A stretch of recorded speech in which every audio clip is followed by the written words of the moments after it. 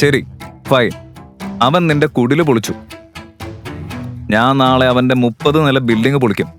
പിന്നെ നീ നിന്റെ കുടില് സുഖമായിട്ട് അവിടെ പണിതോ. അപ്പ ഞാൻ ഒരു തെറ്റ് ചെയ്തു. അപ്പ ഈ ഉപകാരം ഞാൻ ഒരിക്കലും മറക്കില്ല.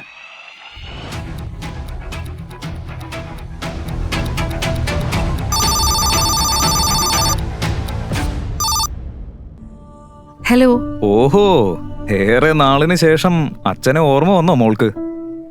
പപ്പ, 20 വർഷത്തിന് ശേഷം നിങ്ങളുടെ കൊച്ചുമകനെ കാണാൻ ആഗ്രഹമുണ്ടോ? ആൻഡ്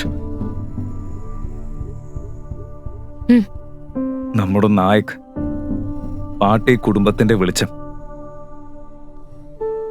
അതെ അച്ഛ. പക്ഷെ നമുക്ക് അവനോട് സത്യം തുറന്നു പറയാൻ പറ്റില്ല.